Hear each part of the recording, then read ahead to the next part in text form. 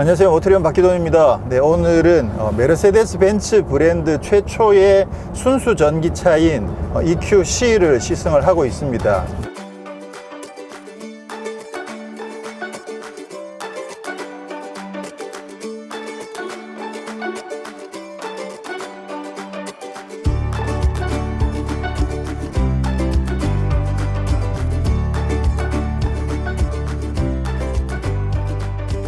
간단한 시승 행사로 지금 진행을 하고 있어서 보통 때처럼 오늘도 이제 뒷좌석을 먼저 지금 탑승을 했는데요.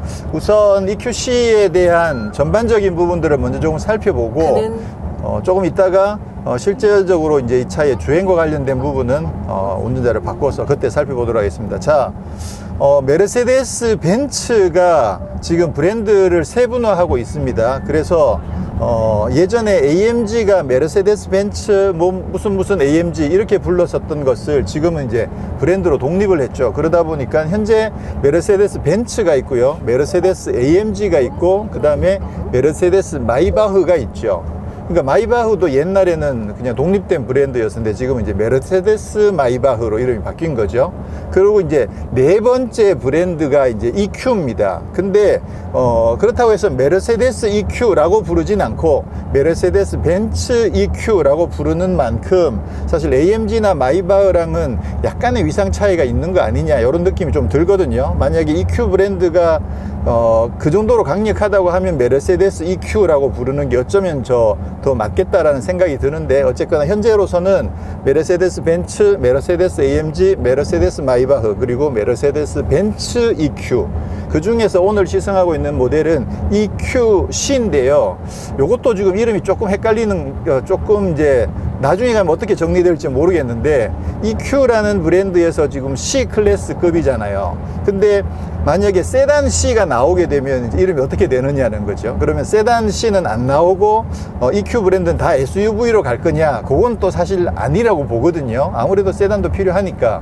그래서 지금 요게 GLC를 베이스로 전기차를 만든 그런 EQC인데, 나중에 이제 C클래스를 베이스로 한 전기차가 나오면 어떻게 될지 조금 나중에 가면 조금 복잡해질 수 있는 여지를 남겨놓은 현재 브랜드 네이밍이긴 합니다. 그러니까 이게 Q가 들어가다 보니까 QC 하면 Q가 좀 그 사륜구동이나 아니면 SUV에 가끔 Q를 많이 쓰기도 하잖아요. 그래서 E를 빼고 EQ, 그냥 QC 이렇게 하면 좀 나름 어울릴 것 같긴 한데, EQ가 브랜드니까 E가 브랜드가 아니거든요. 조금 복잡해질 여지가 있습니다. 자, 현재 이 모델은 GLC를 베이스로 전기차로 만든 모델입니다. 그러다 보니까 뭐 전기차 전용 플랫폼을 새로 개발했다든가 그렇지는 않고요. 기본적으로 GLC랑 휠 베이스도 똑같은데 길이만 GLC보다 길이가 조금 더 깁니다. 근데 사이즈를 굳이 이제 우리나라 차랑 비교를 하자면 뭐 산타페급이다 라고 생각하시면 될 것 같아요. 4770으로 산타페랑 길이가 똑같은데, 근데 휠 베이스는 얘는 이제 아무래도 후륜구동 베이스다 보니까 휠 베이스가 더 길긴 하지만 실내 공간이 산타페만큼 클 것 같진 않거든요, 아무래도. 그래서 사실 GLC가 조금은 투싼에 가까운 포지션이었다고 생각했는데, 지금 어쨌거나 길이가 조금씩 늘어나고 휠 베이스가 많이 늘어나고 하면서 지금으로서는 약간 좀 산타페랑 비교해야 되는 정도의 사이즈다 라고 이해하시고, 실내는 산타페보다는 조금 좁은 게 아닌가 라는 생각이 듭니다. 자, 근데 이제 EQC가 아무래도 메르세데스 벤츠라는 브랜드 내에서 최초의 순수 전기차고, 향후에 전기차 라인업이 확대되는 건 어쩔 수 없는 그거는 뭐 당연히 가야 되는 길이거든요. 그러다 보니까 앞으로 이제 향후에 많이 확대가 될 것을 감안해서 나름 상징성을 가지고 있어서 전기차에다가 다양한 것들을 많이 넣었는데, 일단 기본적으로는 앞뒤에 똑같은 출력을 발휘하는 204마력씩 발휘하는 전기 모터가 하나, 두 개 똑같이 장착이 되어 있습니다. 그래서 총 408마력을 내고요. 그리고 80kWh의 배터리를 장착을 해가지고 한번 충전하면 주행 가능 거리가 309km거든요. 그러다 보니까 사실 최근에 이제 300km급으로는 많이들 올라왔잖아요. 그리고 350km, 400km에 육박하는 게 요즘 대세인 걸 감안하면 주행거리가 조금 짧다는 생각이 들긴 합니다. 그렇지만 이제 퍼포먼스는 상당히 좋은 편이에요. 이게 제로백이 5.1초가 나오다 보니까 이게 전기 모터로 400마력이면 와, 힘이 진짜 어마어마하죠. 이게 GLC인데, 그죠? GLC에다가 전기 모터로 400마력이나 내면 그것도 앞뒤 바퀴에 나눠져 있어 가지고 거의 풀파워로 가속을 해낼 수 있으니까, 그러다 보니까 제로백이 5.1초 정도나 발휘를 할 수 있는 거죠. 그래서 퍼포먼스적인 면에서는 사실 상당히 이게 매력이 있어 보이긴 하는데, 근데 아무래도 이제 전기차라는 특성 자체가 뭐 퍼포먼스도 중요하긴 하지만 그래도 일상적인 부분이 좀 더 아무래도 많이 중요하죠. 그렇게 봤을 때 모르겠습니다. 향후에 좀 요게 EQC 400이거든요. EQC 400 트림인데 뭐 EQC 300이 나온다. 그래서 뭐 앞바퀴에 200마력, 뒷바퀴에 100마력 정도 되는 EQC 한 300마력, 300 같은 것들이 나와가지고 주행거리가 뭐 한 350km로 늘어난다. 그러면 오히려 그게 더 실생활에서는 좀 더 효율적이지 않을까라는 생각을 해보게 되는데, 어쨌거나 이제 첫 스타트는 좀 더 퍼포먼스까지 갖춘 EQC 400을 출시를 했습니다. 자, 근데 지금 뭐 이따 타보면 또 느낌이 달라지긴 하겠지만, 우선 일단 접근 자체가 이게 어쨌거나 이 차는 GLC거든요. GLC인데 400마력을 발휘하고 5.1초의 제로백을 가지고 있고, 근데 가격이 1억 500만 원이에요. 물론 이제 전기차가 정부 보조금을 받을 수 있다고 하면, 보조금을 받는다고 하면 뭐 9천만 원대까지 떨어지긴 하겠지만, 9천만 원이거나 아니면 9천만 원 잘하면 언더까지 갈 수 있을까요? 근데 지역에 따라서 조금씩 차이가 나니까 9천만 원이라고 보면 이게 과연 억셉터블 한가, 거기는 좀 이견이 있을 것 같아요. 일단 최근에 국내에도 전기차들이 많이 보급이 되고 있잖아요. 근데 국산 전기차 같은 경우에는 거의 대부분 다 사이즈가 니로나 뭐 아이오닉 같은 사이즈이잖아요. 뭐 볼트도 마찬가지고, 아니면 좀 더 작은 뭐 코나 이브 이런 차들이 지금 대체로 전기차 그룹을 형성하고 있다 보니까 이 중형급 이상의 전기차가 아직 국산차에는 없죠. 그러다 보니까 그 차들은 가격대가 뭐 4천만 원대에 포지션이 돼 있고, 이제 보조금을 받으면 3천만 원대에서 구입을 할 수 있어서 일단 접근 가능성이 좋아서 많은 분들이 선택을 하고 계시는데, 이 차는 메르세데스 벤츠잖아요. 그러다 보니까 프리미엄이기도 하고, 그래서 전기차기도 하고 하다 보니까 가격대가 굉장히 많이 높아진 거죠. 근데 GLC 300은 아무래도 퍼포먼스에서 이것보다 많이 빠지겠죠. 그러면 GLC 350e 포매틱, 이 차도 지금 은근히 판매가 꽤 많이 되고 있는데, 지금 플러그인 하이브리드잖아요. 이 차는 가격이 6,900에서 8천만 원 초반에 걸쳐 있거든요. 이걸 감안하면 GLC 350e가 8천만 원인 걸 감안하고, 그 차가 제로백이 5.9초고 연비나 이런 부분들을 감안하면 그건 또 출력이 211마력에다가 그런 거 감안했을 때 이 차는 퍼포먼스에서 일단 월등하니까, 그러면 이 차를 보조금을 받는다는 조건으로 9천이다. 그러면 그렇게 계산하면 이게 또 접근이 가능한 거예요. 이게 계산이 나오는 거지. 그렇게 계산하면 9천? 그럴 수 있겠네. 이건 제로백이 5.1초니까. 또 전기차는 아무래도 그 유지비 면에서 월등히 차이가 많이 나기 때문에, 이거 뭐 기름값 자체가 거의 일반 가솔린에 뭐 잘만 운용하면 한 10분의 1 정도만 들이고도 운용을 할 수 있으니까, 그렇게 따지면 괜찮은 거 아닌가? 라고 생각을 해볼 수도 있어서, 제가 봤을 때도 실제적으로 경제적으로 여유가 있으신 분들은 한번 고민해 볼 수 있을 것 같아요. 제가 봤을 때. 그 전기차라는 또 어떤 그 환경을 생각하는 어떤 선구자적인 어떤 그런 이미지도 또 있잖아요. 그렇게 봤을 때 프리미엄이고 또 벤츠고, 그러니까 경제적으로 좀 여유가 있으신 분들은 한번 접근해 봐도 괜찮지 않을까. 그래서 보조금이 확실하게 적용이 되고 9천만 원 정도의 적용을 구입을 할 수 있다 라고만 한다면, 9천만 원 이하거나 그러면 사실 충분히 한번 고민을 해볼 수도 있을 법하긴 한데, 근데 이제 일반적으로 일반인들이 보시기에는 사실 접근하기에 좀, 일단 기본 가격이 1억 500이라고 책정된 것 자체가 사실 좀 어떤 한계를 넘어버린 듯한 느낌이 좀 들죠. 아니, GLC가 1억이 넘는다고? 이렇게 접근하게 되면 그러면 좀 아무래도 거리가 많이 느껴지는데 GLC 350e를 감안해서 생각을 해보면 그런 어느 정도 가능하다. 근데 이제 내부적으로 지금 어쨌거나 벤츠도 할인을 하기 때문에 내부적으로 이 차가 뭐 초반에 판매가 잘 되면 다행인데, 만약에 그렇지 않아서 뭐 할인을 좀 많이 한다, 그렇게 되면 그러면 한번 고민들을 한번 해보세요. 나름 괜찮을 수도 있을 것 같으니까. 이게 기본적으로 한 9,000 정도 되는데 보조금을 받아서 할인을 꽤 많이 해준다. 그러면 제로백 5.1초의 순수 전기차, 또 사륜 구동이 되는 나름 괜찮을 수도 있겠다라는 생각이 들긴 하지만 그 부분 한번 스스로 판단들을 해보시면 좋을 것 같고요. 우선 일단 뒷좌석에 탔으니까 뒷좌석부터 먼저 잠깐 살펴보면 기본적으로 GLC랑 똑같습니다. 그래서 지금 이게 1억이 넘게 가격이 책정되어 있지만 뭐 가죽이 아주 고급스럽다거나 그렇지 않고요. 여기도 기본적으로 뭐 큰 차이는 없고, 뒷좌석에도 통풍 시트가 있을 수도 있는데 지금 이 버튼이 마련되어 있으니까, 근데 뒷좌석 통풍 당연히 없고, 앞좌석에도 통풍 시트가 적용되어 있지 않습니다.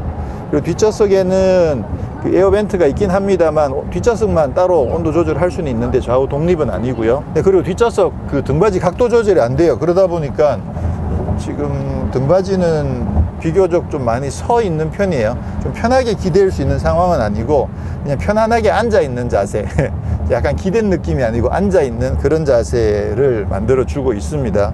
앞쪽 공간은, 실내 공간은 지금 휠베이스가 많이 길어지면서 좀 여유가 생겼죠. 그런데다가 지금 시트 뒤에 백 부분을 좀 파놔 가지고 무릎 공간이 이 정도로 꽤 여유가 있는 편이긴 합니다. 지금 요거는 아까 제가 앞에 앉아 가지고 제가 어느 정도 적당한 위치로 잡아 놓은 상황이거든요. 이 상황에서 봤을 때 뭐 뒷좌석 무릎 공간은 뭐 이 정도면 뭐 크게 나쁘진 않습니다. 이 클래스를 생각했을 때 머리 위 공간도 지금 머리 위에 이 부분을 좀 깊게 파놔 가지고 여기도 뭐 큰 문제는 없고요. 이 등받이 각도 조절이 안 된다는 점, 그리고 등받이가 좀 많이 눕지 않고 비교적으로 좀 많이 서 있다는 점, 그런 점들은 조금 아쉽고요. 그리고 컵홀더는 여기 있는데 뒷좌석에 USB를 꽂을 수 있는 C타입 꽂을 수 있는 게 2개가 마련되어 있습니다. 지금 앞에도 지금 일반 USB는 꽂는 데가 없다고 하거든요. 그래서 젠더를 이용해야만 되도록 지금 돼 있어서, 이게 왜 그런, 독일은 다 C타입을 쓰나? 좀 이해가 잘 안 되는데, C타입 하나, 일반 하나 이렇게 해줘야 되지 않나라는 생각이 드는데, 일단 뒤에도 마찬가지로 C타입 2개를 충전할 수 있게끔 지금 되어 있습니다. 요철은 잘 전달을 해요. 근데 아까 이렇게 차선 변경할 때 보니까 좀 이렇게 휘청휘청 하는 느낌이 좀 있었거든요. 그래서 이제 이런 케이스가 지금 앞에 저도 직접 운전해봐야 확실하게 알 수 있긴 있는데, 일단 뒷좌석에서만의 느낌으로 봤을 때 뭐 승차감이 그렇게 나쁘진 않은데, 그래도 이 요철들이 들어올 때 그 요철을 얼마나 이렇게 많이 감싸주느냐에 있어서 아주 많이 감싸주는 편은 아니에요. 그래서 비교적 요철이 잘 전달이 되는 반면에 또 급차선 변경할 때 롤은 좀 있고, 이렇게 되면 요게 안 좋은 세팅이라고 제가 늘 말씀드리는 거거든요. 앞좌석에 통풍 시트가 없고 헤드업 디스플레이가 없고, 근데 이제 스마트 크루즈 컨트롤이랑 안전장비는 들어있긴 합니다만 일단 헤드업 디스플레이랑 통풍 시트가 없는 상태에서 가격이 1억 5백으로 책정되어 있다는 게 사실 조금 이해가 안 되긴 하죠. 차가 아무리 EQ라고 하긴 하더라도. 그래서 그런 부분들은 조금 부담스럽습니다. 네, 디자인을 좀 살펴보도록 하겠습니다. 일단 사이즈는 뭐 GLC랑 똑같고, 스타일 자체가 GLC랑 많이 뭐 거의 똑같다고 봐야 되겠죠. 근데 이제 앞부분이 보시는 것처럼 전기차스럽게 디자인이 좀 차이가 많이 납니다. 그래서 뭐 EQC는 딱 보면 이게 전기차구나 라는 느낌을 바로 알 수 있도록 지금 그릴이, 사실 이게 그릴이 필요가 없는 것이긴 하죠. 근데 이제 냉각을 위해서는 필요하긴 하지만 엔진에 공기를 주입할 필요는 없어서 라디에이터 그릴이 크게 필요는 없는데, 지금 안쪽에 막혀 있긴 하거든요. 요게 가변인가? 안쪽에 지금 막혀 있긴 합니다. 그리고 가운데는 이제 디스트로닉을 위한 레이더가 적용이 되어 있고요. 헤드램프는 지금 멀티빔이 적용이 되어 있거든요. 최상위에 이제 그 흔히 말하는 매트릭스 헤드램프에 해당하는 멀티빔 헤드라이트가 적용이 되어 있다고 합니다. 이게 옆에서 이렇게 봤을 때 차가 좀 이렇게 볼록 튀어나온 느낌이 좀 있죠. 그래서 기본 GLC랑 휠 베이스는 똑같은데 길이만 한 10cm 정도 차이가 나거든요. 그게 디자인상의 차이가 아닌가라는 생각이 들죠. 뒷모습도 보면, 뒤에도 조금 범퍼가 약간 볼록하게 튀어나와 있는 듯한 그런 느낌이 좀 들긴 합니다. 근데 지금 타이어는 피렐리 스콜피온 베르데라는 이름의 타이어가 장착이 되어 있고요. 휠이 지금 20인치가 적용되어 있거든요. 이게 전기차인데도 불구하고 지금 굉장히 큰 휠과 타이어가 적용되어 있습니다. 사이즈가 앞쪽은 23550R20이고 뒤쪽은 2545-R20이에요. 이제 또 휠 디자인 자체가 조금은 약간 전기차스러운 그런 스타일을 하고 있습니다. 자, 그리고 여기 보시면 여기 EQC라고 적혀 있고 옆에 1886이라고 적혀 있잖아요. 여기 이제 내연기관 자동차를 최초로 발명했던 그 연도를 기념해 가지고 1886 에디션으로 적용이 된 모델인데요. 여기 보시면 그릴도 모양이 조금 다르고요. 그리고 사이드 스텝도 달려 있고, 요런 휠도 디자인이 조금 다릅니다. 옆에 하나 있는데, 요거 보시면 요거는 이제 그릴도 좀 덜 촘촘하죠. 그리고 옆에 1886이라고 적혀 있지 않고 사이드 스텝도 따로 있지 않습니다. 휠도 요거는 가운데 보시면 사이즈는 똑같은데 좀 파란색 줄이 들어가 있죠. 근데 이쪽은 금속 느낌으로 휠 디자인도 조금 차이가 납니다. 전체적으로 디자인은 뭐 GLC에서 봤던 거기에서 큰 차이가 안 나고, 다만 좀 전기차스러운 모습을 추가를 해놨다, 이렇게 보시면 될 것 같습니다. 트렁크는 뭐 GLC랑 똑같은가? 지금 사실 정확하게 기억이 안 나거든요. 이게 아무래도 바닥에 배터리가 깔려 있어서 트렁크 바닥이 조금 높아졌나? 지금 정확하게 확인이 안 되는데 이건 확인을 한번 해보겠습니다. 상당히 반듯하게 진짜 반듯하게 만들어 놨죠. 공간도 굉장히 여유가 있습니다. 뭐야, 엔진룸은 그냥 통으로 덮어놨네요. 이 안에 뭐가 있지? 이걸 덮어놓을 이유가 있나? 좀 간단하게 들리긴 하는군요. 뭐 이렇게 쉽게 들리지? 지금 전기 모터가 들어가 있고, 전기 모터도 생각보다 상당히 크네요, 덩치가. 그리고 뭐 인버터라든가 여러 가지 전기차에 대한 장치들이 장착이 되어 있습니다. 근데 이게 이렇게 생각보다 쉽게 들리지? 자, 이렇게 덮개를 해놨습니다. 실내가 일단 기본 GLC보다는 확실히 멋있긴 하네요. 일단 이쪽에 라인이 다 바뀌었죠. 그래서 디자인이 다 바뀌었다라고 봐야 될 것 같고요. 네, 안녕하세요. 김한영입니다. 네, 지금 이쪽에 알루미늄으로 느낌 나는 이런 부분들도 사실 디자인적으로는 좀 예쁘고, 일단 요 면이 좀 예뻐요. 그리고 요 라운드를 요렇게 해도 또 라운드를 하나 더 지어가지고 앰비언트 라이트까지 들어있죠. 그러다 보니까 운전자를 좀 감싸는 듯한 느낌도 들기도 하고요.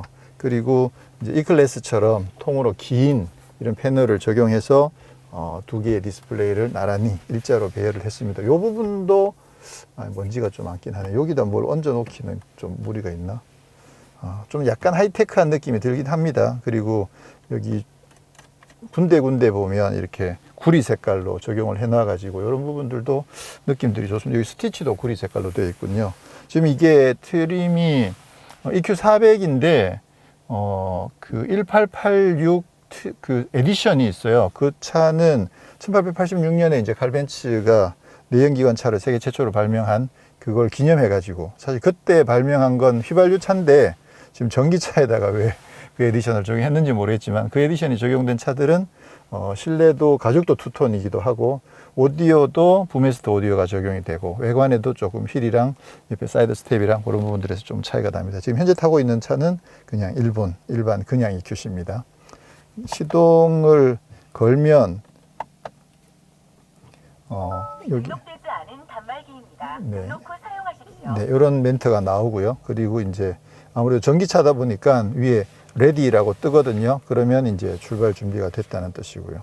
기어 레버는 칼럼식으로 똑같이 되어 있고요. 자, 전체적으로는 이제 GLC다 보니까 큰 차이는 없는데, 이제 전기 모터가 사실 204마력짜리 전기 모터가 사실 한 개만 해도 강력한데, GLC 정도면 그 하나만 해도 충분히 사실 힘이 되거든요. 근데 지금 이제 이 차에는 전기 모터가 204마력짜리가 앞에 하나, 뒤에 하나 두 개가 있다 보니까 힘 자체가 워낙 강력하죠. 그래서 지금 제로백이 이제 5.1초라는 게 이런 게 이제 가능하다라는 거죠. 그래서 사실 이 차의 스펙 중에서 제일 눈에 띄는 부분은 사실 제로백 5.1초 이 부분이 사실 제일 눈에 띕니다. 일단 힘은 방금 보신 것처럼 아무래도 204마력짜리 두 개를 앞뒤에서 한쪽에만 굴리는 것도 아니고 앞뒤에서 나란히 굴려주면 가속력은 정말 잘 나오죠.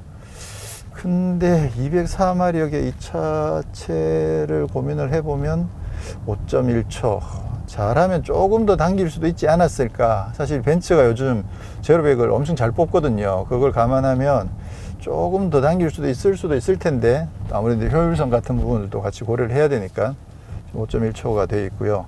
승차감은 일단 운전석에서는 우선은 일단 상당히 부드럽네요. 확실히 뒷좌석하고는 좀 차이가 나네요. 일단 승차감 자체가 상당히 안락합니다. 기본 GLC랑은 조금 다른 게 뒤쪽에는 스프링이 에어서 스프링이 들었다고 해요. 그게 이제 차체가 배터리를 80kWh 만큼 배터리를 깔게 되면 중량이 많이 늘어나거든요. 지금 중량 재원을 확인을 안 했는데 죄송합니다만 아무래도 차체 무게가 많이 무거워지다 보니까 그런 부분들을 감안해서 이제 스프링을 좀 보강을 한 게 아닌가 생각이 되고, 대체적으로 이게 배터리를 이렇게 바닥에다 무겁게 깔게 되면 기존 GLC 대비 승차감이 훨씬 더 안정감이 있으면서 이렇게 좀 약간 부드러워질 여지가 있는데, 이 차는 GLC 대비라고 이야기하기는 조금 명확하진 않습니다. 근데 전반적으로 승차감이 조금 부드러운 느낌은 들고 있습니다. 직진입니다. 야, 참 이게 몸이 이게 휙청 넘어가는 게 보이시죠? 이게 헐리우드 액션 아닙니다, 이거. 어이구, 지금 앞이 막 앞쪽이 휙 들릴 정도로 지금 가속을 강하게 해주는 거죠. 와. 사실 전기차는 이 맛에 타는 게 사실 좀 있거든요. 시내에서 아무래도 지금 주행거리가 300km다 보니까 대놓고 장거리를 가긴 조금 부족하고, 평상시에 이 차도 뭐 하려고 하면 충분히 가능은 하겠지만 이 차도 기본적으로는 좀 시내 중심으로 타는 차라고 봐야 되는데, 그러기에는 힘이 사실 좀 쓸데없이 과한 부분이 있죠. 네. 이게 80kWh가 배터리가 깔린 걸 감안했을 때 이거를 아까 말씀드린 것처럼 한 200W, 200마력, 300마력 정도만 하더라도 힘은 진짜 부족하지 않은 수준이 될 거거든요. 그렇게 해서 주행거리를 조금이라도 더 늘리는 게 더 나을 것 같긴 한데, 일단 이번 EQC 400은 메르세데스 벤츠 브랜드 내에서 실험적인 부분이 상당히 많이 있습니다. 그 부분은 뭐 어쩔 수 없죠. 처음 출시하는 모델이기 때문에 힘도 보여줘야 되고 효율성도 보여줘야 되고, 그리고 또 벤츠에 어울리는 럭셔리함도 보여줘야 되고 하다 보니까 나름 어느 정도 그 타협한 모델이 지금 이 정도다라고 생각을 하시면 될 것 같고요. 향후에는 뭐 GLC 300이나 아니면 250이나 이런 모델도 분명히 나오겠죠. 좀 더 다양한 버전들이 나오게 되면 그러면 선택의 폭이 좀 더 넓어진다, 이렇게 할 수 있겠죠. 지금 내비게이션이 지금 앞에 여러 기자들도 계속 지적들을 했었는데 내비게이션이 반응이 조금 늦어요. 그래서 지금 내비게이션만 보고 가면 조금 더 가서 좌회전을 해야 될 것 같은 느낌인데, 근데 실제로는 이게 그래픽 자체가 반응이 늦다 보니까 조금 일찍 이 그래프보다는 내비게이션 모니터보다는 조금 일찍 반응을 해야만 길을 제대로 찾아갈 수 있다고 합니다. 마침 앞에 이제 김한용 기자가 가고 있으니까 저 김한용 기자를 따라가면 저는 될 것 같습니다만, 야, 요 디자인은 확실히 예쁘긴 하네요. 진짜 마음에 드네. 안녕하세요, 메르세데스. 도움이 필요하세요? 아니, 괜찮아요. 이게 지금 그 벤츠에서도 하이벤츠. 무엇을 도와드릴까요? 네, 지금 이 작업을 꺼주세요. 오, 진짜 꺼졌다. 우와, 우와, 이야, 웬일이야. 똑똑하네. 사실 이제 이런 기능들이 지금 벤츠는 보통 핸드폰에 뭐 실이라든가 아니면 안드로이드도 그런 것들이 있잖아요. 그런 것 인공지능들이 있어서 많이들 쓰는데 사실은 이게 조금 에러 나는 경우들이 있잖아요. 헬로 메르세데스. 헬로 메르세데스. 도움이 필요하세요? 이제 나오네. 하이벤츠로 하면 안 나오는 거니?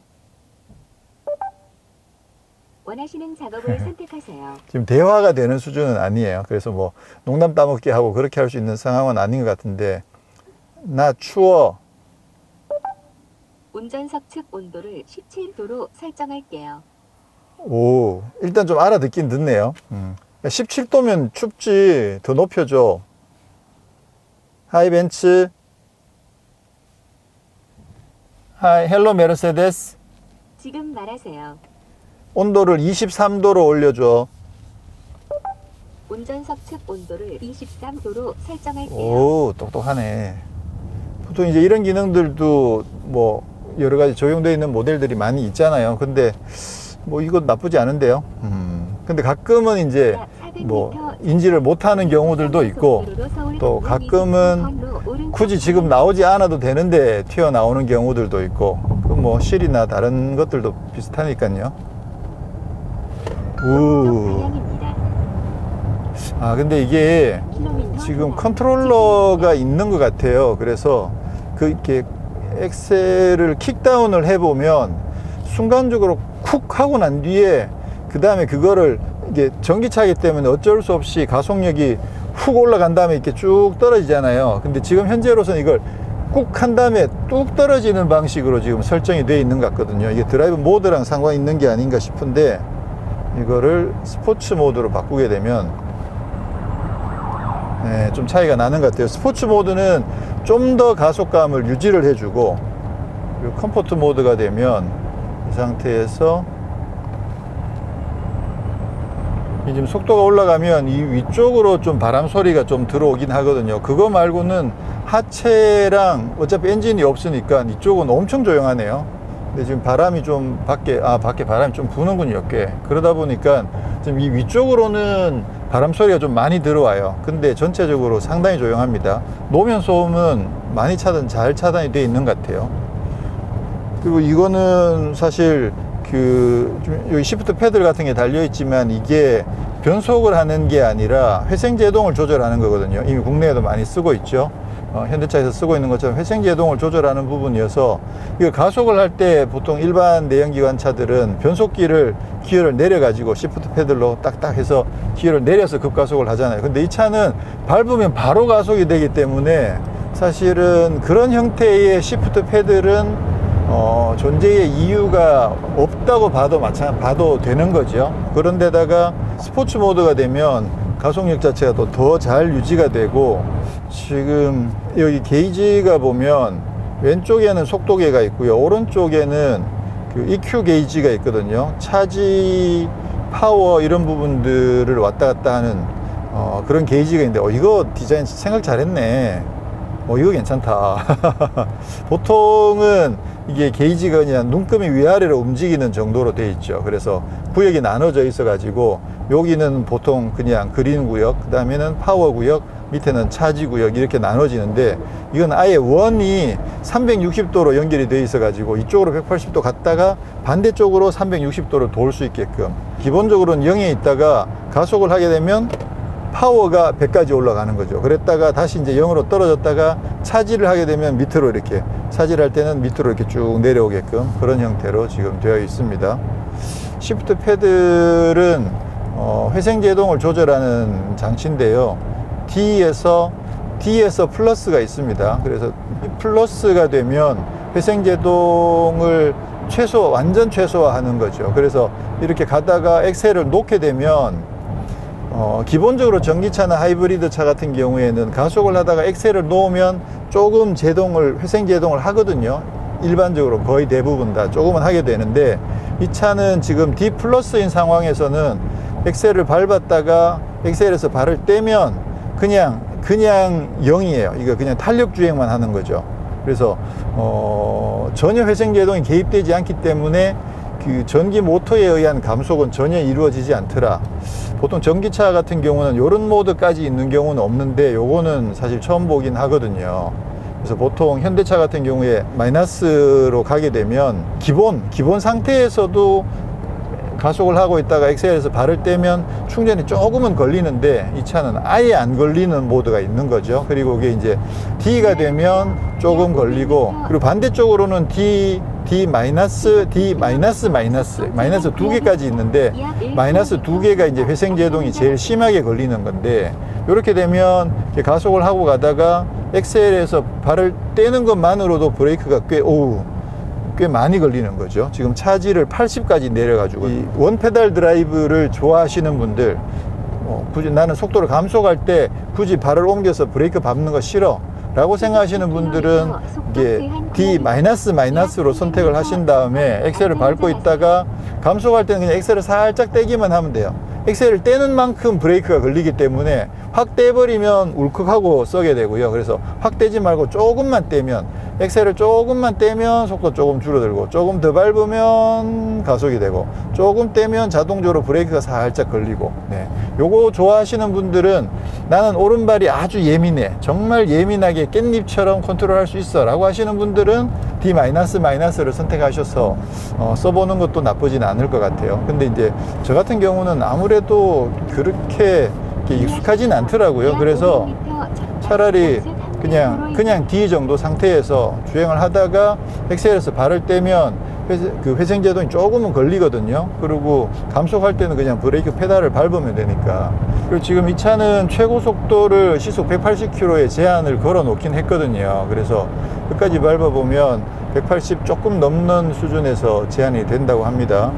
근데 속도가 아무래도 100km 이상인 상황에서는 이게 급가속을 해봐도 가속감이 그렇게 강하지는 않아요. 우리가 보통 일반적인 승용차에서 생각하는 400마력이랑은 좀 차이가 있는 거죠. 이 정도 급의 400마력이면 130km에서 급가속하면 가속이 확 먹을 수밖에 없죠. 막 200km, 250km까지 그냥 쭉 올라갈 텐데, 이 차 같은 경우는 400마력이라고 하더라도 최대 토크가 나오는 순간이 회전수가 낮은 구역에 최대 토크가 나오도록 되어 있기 때문에 이 차 같은 경우는 400마력이라고 하더라도 지금 130km 정도에서 급가속을 해보면 급가속 느낌이 그렇게 강하지는 않습니다. 이게 이제 전기차의 약간의 허와실이죠. 그래서 전기차는 그런 부분들을 이해하고 타셔야 되는 거예요. 이 차가 400마력이니까 나는 고속에서도 좀 제대로 달릴 것 같은데 그런 느낌은 아니다라는 것. 그래서 힘이 400마력 정도 된다고 하면 아무래도 시내에서는 진짜 거의 스포츠카처럼 타고 다닐 수 있는, 그거 좋아하시는 분들은 진짜 전기차는 꿀이에요, 꿀.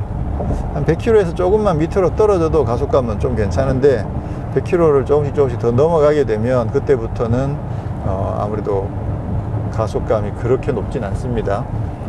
그래서 꾸준하게 밀어주긴 하네요. 일단 기본적으로 직진 안정성은 상당히 좋습니다. 근데 이제 뒤에 이게 키가 상당히 큰데도 불구하고 롤 자체가 좀 롤이 있긴 있는데 허둥대진 않네요. 역시 벤츠라. 근데 아까 뒷좌석 같은 경우는 앞에서 이렇게 하니까 좀 롤이 많이 커지고 또 좀 이렇게 멀미 날 정도가 되긴 하던데 안정감은 이 정도면 상당히 좋네요. 근데 이거를 가지고 아주 과격하게 주행을 하기에는 조금 무리가 있을 것 같긴 합니다. 전체적으로 이 롤 자체는 조금 크네요, 보니까.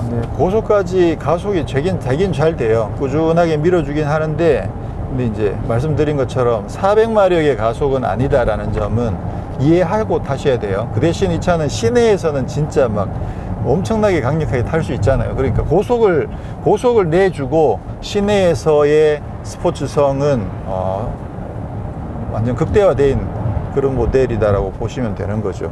그렇게 타시면 재미있어요. 사실 우리가 고속으로 타는 것보다는 저속으로 타는 구간이 훨씬 더 많잖아요. 그랬을 때 재밌게 탈 수 있으니까 상당히 매력적이긴 하죠. 자, 지금 이제 스마트 크루즈 컨트롤이랑 스티어링 어시스트를 켰고요. 이게 디스트로닉이죠. 벤츠에서는 이름이. 그래서 디스트로닉을 켜게 되면 스티어링 어시스트까지 같이 바로 동시에 작용을 합니다. 한 15초 정도에서 핸들을 잡으라고 경고가 뜨네요. 지금 이거가 사실 벤츠가 좀 일찍 시작을 했죠. 특히나 이제 디스트로닉 자체는 뭐 벤츠가 최초로 상용화하기도 했었고, 스티어링 어시스트 부분도 S클래스가 제일 먼저 상용화했죠. 근데 지금 벤츠 같은 경우는 아무래도 기술 보급하는 데 있어서는 조금 인색하긴 하거든요. 아래 트림까지 이제 내려가는데 조금 인색하긴 한데, 지금 현대 같은 경우는 여기다가 지금 뭐 LFA도 적용하고 LFA도 만들고 HDA도 만들고 그렇게 해서 특히 고속도로 구간에 들어가게 되면 이거는 굉장히 오랜 시간 동안 또 스티어링 휠을 잡고 있지 않아도 얘가 충분히 커버할 만큼 성능이 좋아지죠. 근데 이 차 같은 경우는 뭐 고속도로라고 해서 특별히 더 길게 유지해 준다든가 그런 건 없습니다. 그래서 그 부분은 뭐 좀 편의성 면에서 조금은 떨어지는데, 벤츠도 이제 좀 더 적극적으로, 물론 이제 이미 완전 자율주행 차를 뭐 물론 개발하고 있으니까 뭐 양산화 하려고 하면 중간중간 단계들을 양산화하는 거는 뭐 그게 어렵진 않겠죠. 자, 이게 차값이 1억인데 근데 통풍 시트가 없고 헤드업 디스플레이가 없습니다. 이 부분은 참 많이 아쉽죠. 이거 억셉트가 안 돼요. 그렇죠. 할인해서 어느 정도 가격을 낮춰서 팔기 전에는 억셉트 할 수 있는 부분이 아니다라는 점. 독일에서는 통풍 시트가 별로 중요하지 않나? 뭐 우리나라에서는 통풍 시트 굉장히 중요합니다. 자, 그러면 이제 문제는 제일 큰 가장 강력한 적이 이제 테슬라잖아요. 이미 테슬라 자체가 뭐 나름 충분히 자리를 잡고 있다 보니까 테슬라의 모델 X의 100D가 배터리를 100kWh를 장착을 한 모델이고, D가 들어가면 듀얼이어서 듀얼 모터가 들어가는 거죠. 100D 같은 경우에 제로 100이 4.6초거든요. 그러면 지금 이 차가 5.1초니까 4.6초면 약 0.5초 정도 차이가 나죠. 근데 주행거리가 그 차는 100D이다 보니까 훨씬 더 많이 길죠. 주행거리가 425km까지 주행을 할 수가 있거든요. 근데 차도 훨씬 더 크잖아요. 그 차는 휠베이스가 3m가 넘고 길이가 5m가 더 넘는 그런 대형 SUV이고, 이 차는 중형 SUV니까 그걸 감안하면 100D도 효율성은 상당히 좋다고 이야기할 수가 있죠. 네, 오늘은 이렇게 해서 메르세데스 벤츠 브랜드 최초의 순수 전기차 EQC를 시승을 했는데요. GLC SUV를 기반으로 전기차로 개발을 했고요. 배터리를 80kWh를 탑재를 해서 총 주행 가는 거리가 309km, 제로 100은 5.1초, 네, 그리고 최고 출력이 406마력, 그 정도의 지금 성능을 발휘를 합니다. 제로 100 5.1초면 상당히 강력하긴 한데, 그거보다는 아무래도 좀 더 실생활에서 좀 더 여유가 있는 그런 세팅이 필요하지 않을까라는 생각을 하게 되고요. 전체적으로 GLC랑 승타감이나 운동 성능은 좀 많이 비슷합니다. 근데 무거운 배터리가 차체 바닥에 깔리다 보니까 아무래도 좀 무게가 많이 나가고 그러다 보니까 좀 꿀렁꿀렁 하는 느낌이 조금 있긴 한데, 전반적으로 상품성은 GLC에 크게 빠지지 않고요. 인테리어가 디자인이 좀 많이 바뀌어, 요 부분 대시보드 쪽이 많이 바뀌었는데 요 부분도 상당히 좀 미래적인 느낌이 나기도 하고 디자인도 좋습니다. 최근에 벤츠 코리아가 이제 뭐 신제품들을 내놓으면서 가격에 대한 저항을 좀 많이 받고 있는 상황이죠. GLE 같은 경우도 뭐 옵션 너무 없는 상황이다라고 이야기하고, 이 차 가격도, 이 차 같은 경우에도 차값이 1억이 넘는데도 통풍 시트, 헤드업 디스플레이 이런 거 없단 말이에요. 그러면 이런 부분들은 사실 벤츠 코리아에서는 우리가 실험적으로 고객들의 반응을 보기 위해서 내놨다라고 이야기할 수 있지만, 그거는 굉장히 잘못된 판단이죠. 네. 굉장히 겸손하게 접근을 해야 돼요. 가격 면에서 고객들이 많이 사주면 사줄수록 더 겸손해져야 되는 거거든요. 사실 현대 패리세이드가 대박이 난 경우가 그동안 현대차가 워낙 욕을 많이 먹고 있다 보니까 조금은 굉장히 가격을 겸손하게 매긴 덕분에 지금 많이 팔리고 있는 거거든요. 저 대박 나는 게 저게 그냥 된 게 아니잖아요. 차가 아무리 좋아도 저 차를 만약에 6천만 원, 7천만 원 내놨으면 또 욕 먹었을 텐데, 근데 기대했던 것보다 훨씬 더 가격이 잘 나오니까 엄청난 반응을 받으면서 지금 팔리고 있고, 그게 또 현대차 이미지에도 서서히 도움이 되고 있는 그런 상황인데, 지금 벤츠 같은 경우에도 좀 가격을 이런 식으로 책정을 하게 되면 결국 고객들한테 저항을 받을 수밖에 없거든요. 이 부분은 좀 내부에서 좀 각성을 해야 되는 부분이라고 생각을 합니다. 이렇게 책정을 해놨다가 안 팔려서 또 할인 많이 해서 팔고 뭐 그렇게 되면 그런 악순환은 별로 좋지가 않죠. 이게 승차감이 보니까 분명히 매끄럽긴 한데요, 전체적으로 좀 노면을 좀 많이 타네요. 이렇게 노면의 요철에 따라서 매끄럽게 타긴 하는데 계속 이제 좀 꿀렁꿀렁하는 노면을 타는 느낌이 좀 있어서 이거는 그렇게 썩 유쾌하진 않네요. 방금 롯데월드 타워 지하에 들렀다 왔는데요, 거기에는 그 테슬라의 파워스테이션처럼 지금 현재는 롯데월드 몰 지하에 벤츠 전용 그 데스티네이션 차지 센터가 마련이 되어 있습니다. 물론 이제 이게 그 완전 전용 충전기를 쓰는 게 아니기 때문에 뭐 일반인들도 충전할 수 있긴 합니다만, 그 벤츠 멤버십이 있는 분들은 저곳에 가시면 현재로서는 그 멤버십 카드를 이용해서 무료로 주차를 하실 주차를 무료로 충전을 하실 수가 있습니다. 내년까지는 일단은 올해 차를 구입하시면 내년까지는 무료로 충전할 수 있다고 하는데요. 근데 이제 일단 저기 데스티네이션 차지되는 데가 현재로서는 여기밖에 없어서 많지 않다는 점, 그리고 이제 뭐 향후에는 계속 무료로 해주게 될지는 아직까지는 알 수 없는 상황이긴 하고요. 자, 그리고 이제 확인을 해보니까 아까 앞에 보신 것처럼 그 외관의 디자인이 살짝 다른 부분 있죠. 이게 1886이라고 적혀 있는데 정식 명칭은 메르세데스 벤츠 QC 400 포매틱 에디션 1886, 네, 이름이 그렇게 되거든요. 근데 이제 그 에디션 1886은 금액이 이 차보다 600만 원이 더 비싸요. 그래서 1억 1100만 원인데 거기에 들어가는 거는 앞에 그릴 디자인 다르고요, 옆에 딱지 다르고요, 사이드 스텝이 다르고요. 이 사이드 스텝이 붙어 있는 거죠. 그리고 실내 가죽이 달라요. 투톤 가죽이 적용돼 있고, 그리고 어라운드 뷰 모니터가 적용이 되고, 그리고 공기 정화 시스템 같은 거 실내 그런 부분들이 추가가 돼 가지고, 또 뭐 더 있었던가 기억이 안 나네. 하여튼 그런 것들이 조금 추가가 돼서 붐에스트 오디오가 들어가고요. 그렇게 해서 에디션 1886은 가격이 이 차보다 600만 원이 더 비싸더라. 자, 오늘 이렇게 해서 EQC 시승을 마치도록 하겠습니다. 저는 다음에 또 다른 모델로 찾아뵙도록 하겠습니다. 고맙습니다.